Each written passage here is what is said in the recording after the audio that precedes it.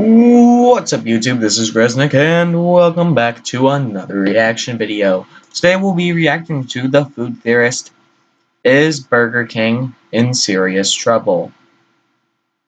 Now if I know anything about Burger King, it's that their food kinda sucks and isn't good really. That's it really. Make sure to like and subscribe to the food theorist because they deserve it, they make amazing videos, and I messed it up. Make sure to go like and subscribe to the food theorist and myself, and let's get into the video. How did I mess up like the easiest catch? At this Whopper. Now look at this Whopper. Now Looks look tasty. at this Whopper. Does Doesn't this look Whopper make tasty. you want to buy that Whopper? No, No. you would feel lied to. And Burger King just got into some hot water because of it. Oh no! Hello Internet, There goes welcome to Burger King. Food Theory, the channel where having it your way doesn't lead to legal ramifications. But I can't say the same thing about Burger King though. Back in March 2022, 19 folks from 13 different states formed a class action lawsuit against Burger King, alleging that their IRL Whoppers don't measure up to the juicy, fresh, delectable looking Whoppers in their advertisements. Couldn't you technically file this against anything? Almost all food ads look 10 times better than the one you get from the actual restaurant. One you get from the actual restaurant looks nothing like it.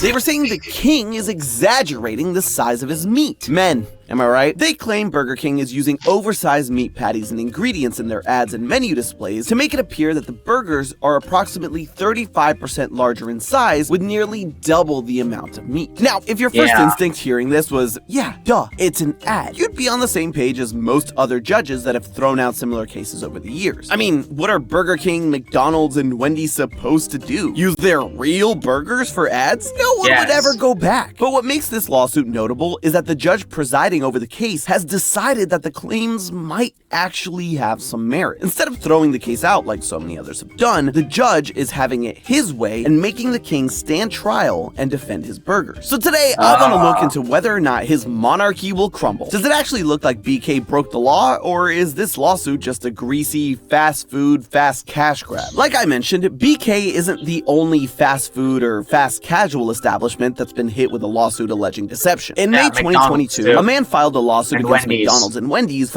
for unfair and deceptive practices due to false advertising in their ads and on their menus. The burgers, he claimed, were the most egregious, and accused Wendy and Ronald of undercooking their meat to make them appear 15 to 20% larger than the beef patties that were actually served to customers, since the fully cooked patties tend to shrink and look less appetizing. Likewise, Taco Bell was hit with a lawsuit by a guy claiming that they used double the meat in their photos and commercials during 2023, when certain ingredients, like meat, were struck by inflation, causing prices to go up and customers to look to Taco Bell for a cheaper alternative. But the Mexican pizzas, Crunchwrap Supremes, and various other menu items appeared to have significantly less meat, beans, and other fixins than they do in the ads. Starbucks was accused of skimping on fruit ingredients in their refreshers. Buffalo Wild Wings was accused of not using meat from a chicken's actual wing in their boneless buffalo wings. Subway was accused of using 200% less meat in their IRL sandwiches. And the list goes on. Oftentimes, like in the cases of McDonald's, How do you use 200% less meat?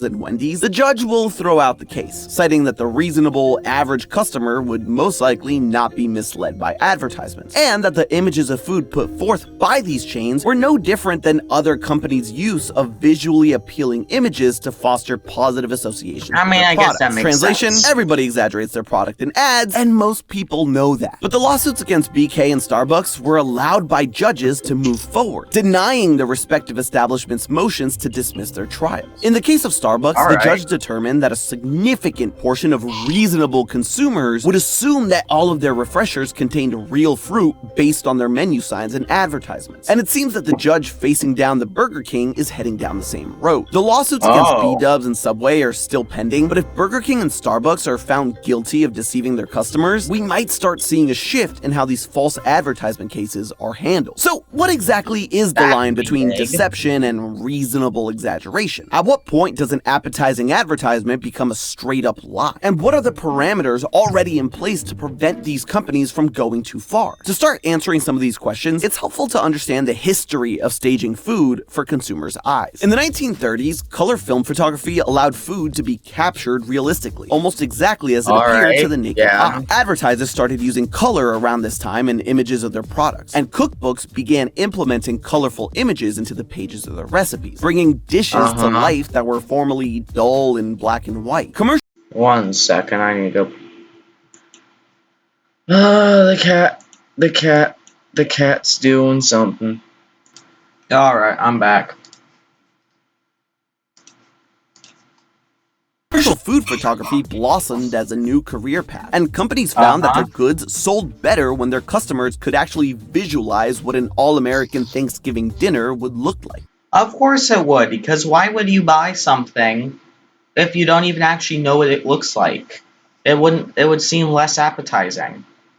But it didn't take long for advertisers to realize that they could exaggerate a little bit to get consumers even more excited about their products. Food and beverage brands began implementing behind-the-scenes tricks to get the food in their images to look even better than the real thing, like swapping out melty scoops of ice cream in a dish for a thick hunk of mashed potatoes. Under a photographer's hot lights, cold food would melt, lettuce would wilt, and hot food would lose its juicy, steamy sheen. So they improvised. Oil was painted onto dry food to make it look fresher, and hairspray or deodorant was applied when a more matte look was needed. Honestly, all the tricks used in food photography are astounding. It's actually a really cool art. Ironically, although it was initially invented to accurately capture an image of real life, the introduction of color development ultimately led to less of an interest in realistic, authentic depictions of food. A homemade hamburger just wasn't as appealing to look at as a burger expertly crafted by an art director, and consumers started gravitating to brands that showcased their food in an idealized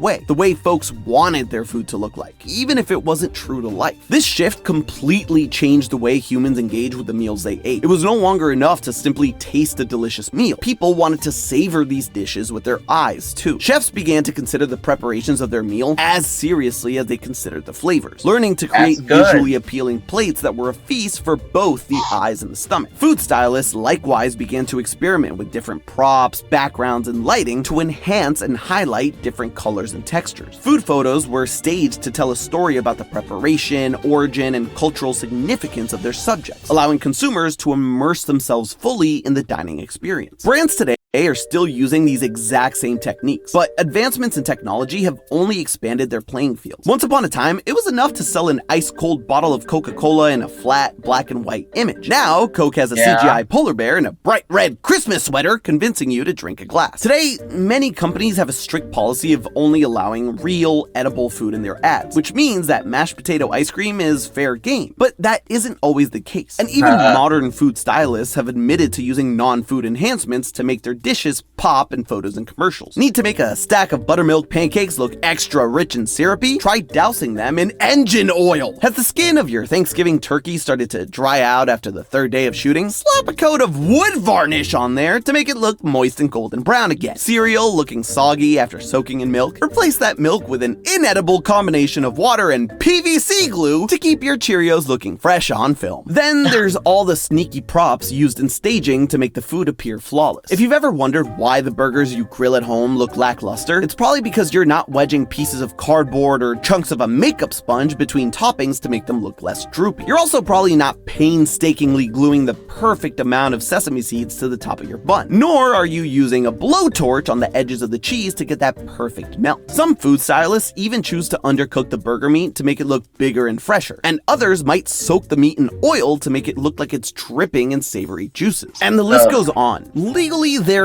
is a limit to how much brands and advertisers are allowed to blur the line between real food that's been expertly styled and a Frankenmeal presented as an edible dish. Section 5 of the Federal Trade Commission Act prohibits unfair or deceptive acts or practices, and in the case of food products, any false advertisement that is misleading in a material respect. Likewise, the Federal Food, Drug, and Cosmetic Act prohibits any labeling that is false or misleading in any particular way, which basically means that food manufacturers have to list list the actual ingredients used, and cannot make false claims about their food that have no basis in reality. For example, you can't lie and say that your cookies have less calories or sugar than they actually do just to sell them. You have to list the accurate calorie count and amount of sugar used. And the same legally goes for fast food restaurant advertisements, menu boards, and commercials. You can't trick diners into ordering a meal based on an image of a food item that doesn't exist in real life, which is why Burger King could be in hot water if these lawsuit claims are true. As consumers, we're expected to understand that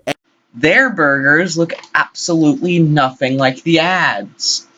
Whenever you go to like an Arby's and buy something you see on an ad, it looks somewhat similar. It just doesn't look as fresh. Burger King's food doesn't look like the ads at all.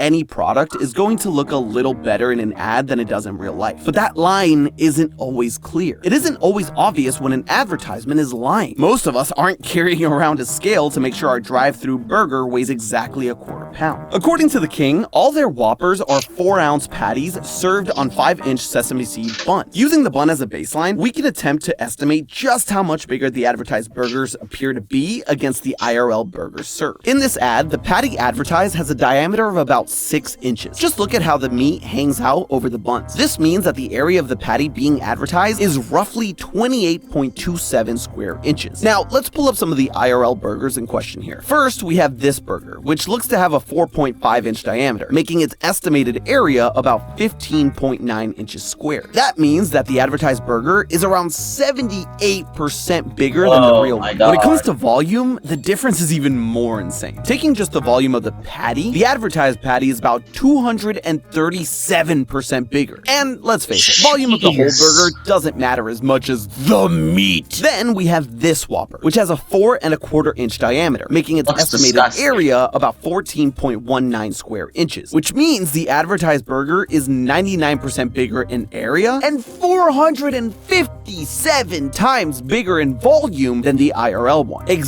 That burger would be delicious. If we got food as it was like in the ads, it would taste so much better, I bet.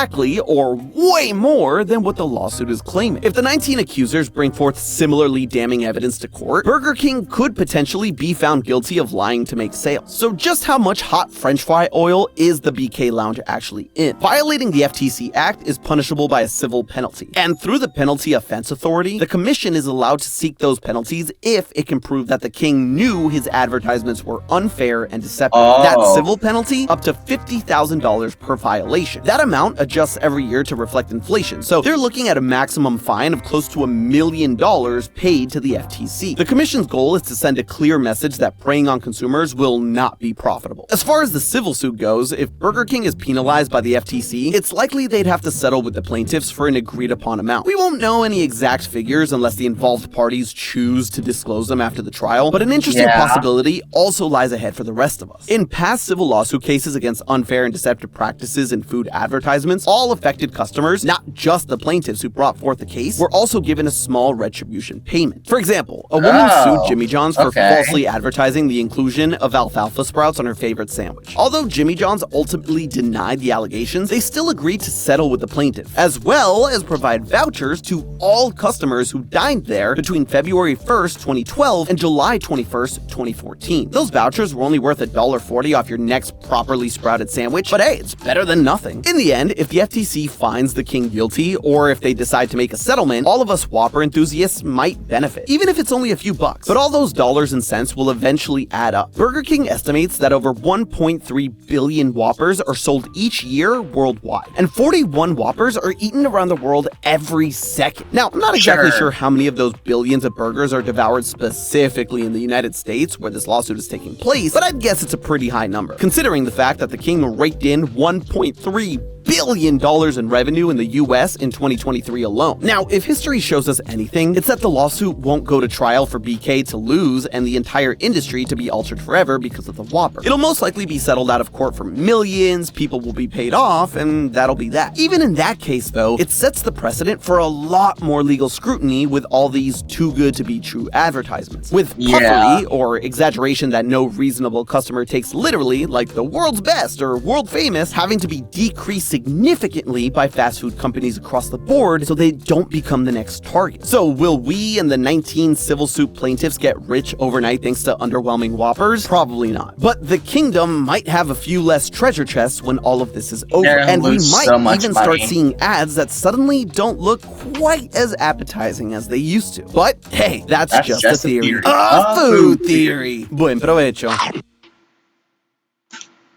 Oh, I wasn't expecting it to. I already watched this video. Is Yeah, it was pretty overrated, actually. Alright, well, that was a good video. Look at this. As always, like and subscribe to the Food Theorist and myself. Like and comment and subscribe down below. Comment any videos you think I should react to.